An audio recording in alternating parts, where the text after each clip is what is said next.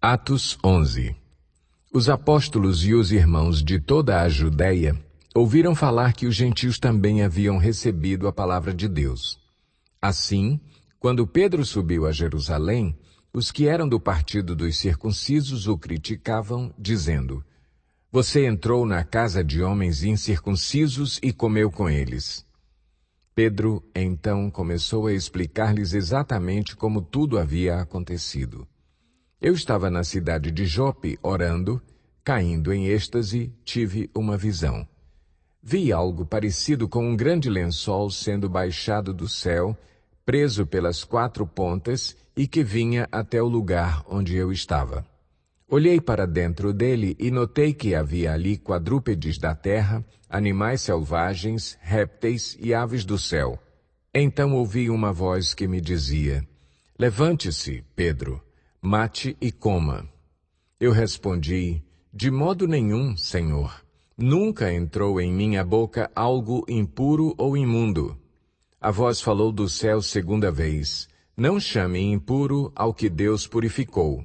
Isso aconteceu 3 vezes, e então tudo foi recolhido ao céu. Na mesma hora chegaram à casa em que eu estava hospedado 3 homens que me haviam sido enviados de Cesareia. O Espírito me disse que não hesitasse em ir com eles. Estes 6 irmãos também foram comigo e entramos na casa de um certo homem. Ele nos contou como um anjo lhe tinha aparecido em sua casa e dissera: "Mande buscar em Jope a Simão, chamado Pedro. Ele lhe trará uma mensagem por meio da qual serão salvos você e todos os da sua casa." Quando comecei a falar, o Espírito Santo desceu sobre eles como sobre nós no princípio. Então me lembrei do que o Senhor tinha dito: "João batizou com água, mas vocês serão batizados com o Espírito Santo."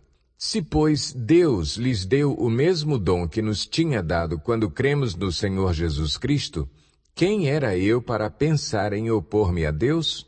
Ouvindo isso, não apresentaram mais objeções e louvaram a Deus, dizendo: "Então Deus concedeu arrependimento para a vida, até mesmo aos gentios."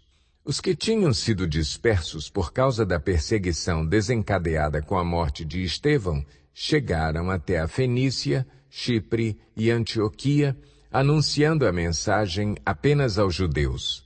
Alguns deles, todavia, cipriotas e sirineus, foram a Antioquia e começaram a falar também aos gregos, contando-lhes as boas novas a respeito do Senhor Jesus.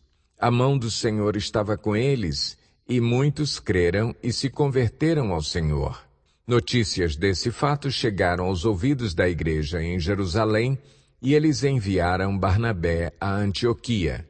Este, ali chegando e vendo a graça de Deus, ficou alegre e os animou a permanecerem fiéis ao Senhor de todo o coração. Ele era um homem bom, cheio do Espírito Santo e de fé, e muitas pessoas foram acrescentadas ao Senhor.